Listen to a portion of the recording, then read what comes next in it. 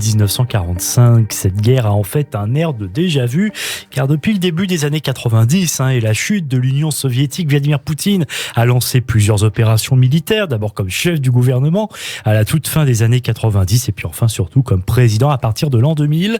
La carrière de l'homme fort de la Russie est donc jalonnée de plusieurs interventions lourdes en pertes humaines et matérielles, lorsqu'il ne s'agit pas plus simplement d'ingérence qui ouvre la voie à l'envoi de troupes dans certains pays. Les guerres de Vladimir Poutine, c'est notre dossier du jour avec vous, Eva Soto. Au milieu des années 90, Vladimir Poutine n'est plus officier du KGB, le principal service de renseignement de l'URSS post-stalinienne devenu FSB. Il occupe des fonctions importantes à la mairie de Saint-Pétersbourg, mais suit de près ce qu'il se passe fin 1994, lorsque la Russie, alors dirigée par Boris Eltsine, intervient militairement en Tchétchénie, une république du Caucase qui a proclamé son indépendance. L'attaque surprise de l'armée russe devient, avec de 30 à 250 000 soldats, la plus grande opération militaire organisée par Moscou depuis son intervention en Afghanistan en 1979. Alors à cette période, la Russie est d'abord confiante dans une offensive rapide et une soumission de la Tchétchénie. Les troupes russes s'emparent de la capitale Grozny et le président tchétchène Doudaïev est tué par un missile. Mais le conflit s'enlise et finalement les accords de paix de Kassiavurt sont signés en 1996, ce qui ouvre la voie au retrait des forces fédérales russes de la Tchétchénie et à l'indépendance de facto de la République. Mais à partir de la fin du mois d'août 1999 et durant plusieurs jours, plusieurs explosions surviennent en Russie et font plus de 300 morts. Vladimir Poutine, président du FSB puis président du gouvernement russe depuis alors quelques mois, attribue ces attentats aux indépendantistes tchétchènes. Une nouvelle guerre qualifiée d'opération antiterroriste est lancée en Tchétchénie. En février 2000, les militaires russes reprennent Grozny, la capitale tchétchène. Vladimir Poutine, devenu depuis le 31 décembre 1999 président de la Fédération de Russie, rétablit l'autorité de Moscou dans la totalité du territoire de la République.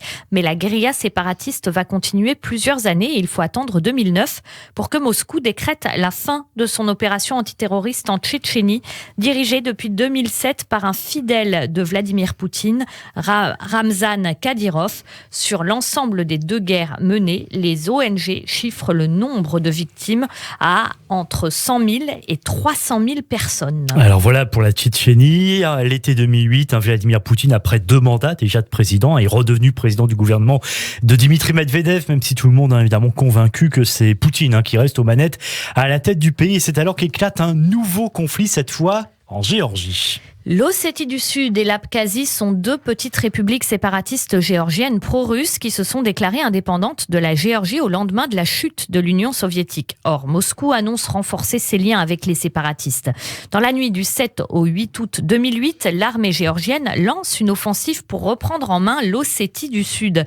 La réaction russe ne se fait pas attendre. À l'issue de cette guerre de 5 jours, 800 personnes ont perdu la vie, d'après une mission officielle d'observation de l'Union européenne. Le 12 août, le président français, Nicolas Sarkozy, négocie au nom de l'Union européenne un accord de cessez-le-feu entre les 2 pays en guerre. Accord de cessez-le-feu signé entre les 2 parties quelques jours plus tard, le 16 août 2008. Le retour des forces géorgiennes dans leurs casernes et des troupes russes à leur position antérieure au conflit est entériné. Et le 26 août, la Russie reconnaît officiellement l'indépendance de l'Ossétie du Sud et l'Abkhazie et se dit prête, je cite, à assurer la sécurité de ces 2 États.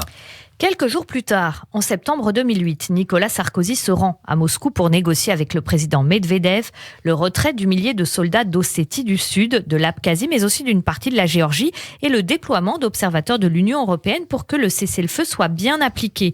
Pour les analystes de la situation actuelle en Ukraine, c'est ce que l'on vit actuellement qui ressemble beaucoup à ce qui s'était passé à l'époque en Géorgie. Exactement. À l'été 2014, la Russie annexe la péninsule ukrainienne de Crimée, annexion non reconnue par la communauté internationale et que Vladimir Poutine, qui a retrouvé le fauteuil de président, justifie par les résultats d'un référendum qui affirme que plus de 96% de la population de Crimée était en faveur d'un rattachement à la Russie. Les mouvements séparatistes pro-russes émergent dans l'est de l'Ukraine, à Donetsk et Lugansk, région du Donbass, frontalière de la Russie. Débute alors un long conflit armé entre l'armée ukrainienne et les rebelles séparatistes soutenus par Moscou. En 2014 et 2015, les accords de Minsk, signés entre l'Ukraine et les séparatistes sous médiation franco-allemande, sont signés, mais la guerre déclenchée en fin de semaine dernière montre qu'ils n'ont jamais été respectés par Moscou. En 2015, la Russie s'engage en Syrie pour soutenir le régime de Bachar el-Assad. Moscou répond en fait à une demande officielle d'aide du régime et justifie cette intervention par la nécessité de lutter contre le terrorisme, plus précisément contre l'État islamique et le front Al-Nosra. Il s'agit de la première intervention militaire de la Russie en dehors des frontières de l'ancienne Union soviétique depuis la guerre d'Afghanistan menée de 79 à 89. En fait, dans ce conflit dans lequel la Russie est toujours impliquée, il s'agit surtout de cibler les groupes rebelles en lutte contre le régime syrien.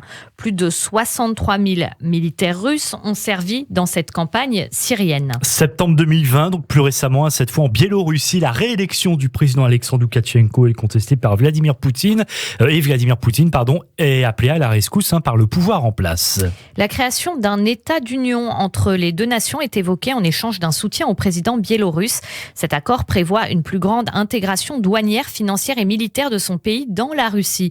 Vladimir Poutine a notamment pour objet d'ouvrir des bases en Biélorussie.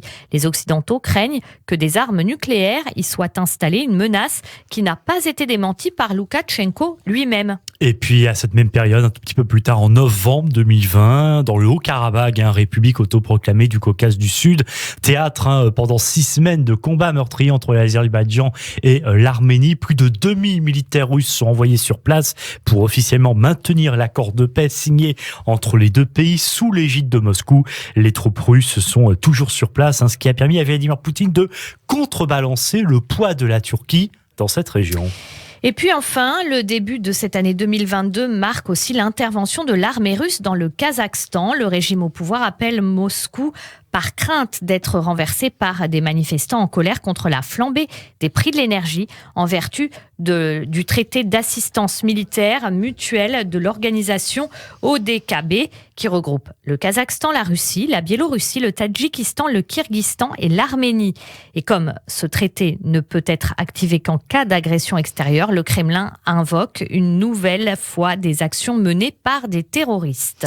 2000 hommes, dépêchés majoritairement par Moscou, quittent le Kazakhstan quelques jours plus tard, une fois l'ordre revenu, donc en ce début d'année 2022. Merci beaucoup Eva pour ce dossier très complet sur les guerres menées par Vladimir Poutine ces dernières années et l'ingérence militaire russe sur de nombreux terrains. Une manière aussi de rappeler à quel point, bien sûr, ce que l'on vit actuellement, malheureusement, n'est pas inédit. On a peut-être franchi un palier supplémentaire, mais vous voyez, les exemples se multiplient et coïncident finalement avec la chute de l'Union soviétique et en même temps avec donc à la fin des années 90 la prise de pouvoir de l'homme fort de Moscou, Vladimir Poutine. Et d'ailleurs, j'ajouterais, puisqu'il faut le rappeler, que les mercenaires russes aussi de Wagner sont actuellement déployés au Mali et que vu le contexte actuel, il faudra suivre aussi de près la situation, alors que comme vous le savez, le 17 février dernier, le président Emmanuel Macron a officialisé le retrait du Mali de la force Barkhane et du groupement européen de forces spéciales Takuba. Mais on sait donc aussi que c'est lié à la situation au Mali avec cette junte militaire qui est au pouvoir et donc aussi ces mercenaires russes de Wagner. Est-ce que là aussi peut y avoir par effet ricochet une conséquence de ce qui se passe actuellement en Ukraine sur le Mali? Bien sûr, on vous en parlera régulièrement sur cette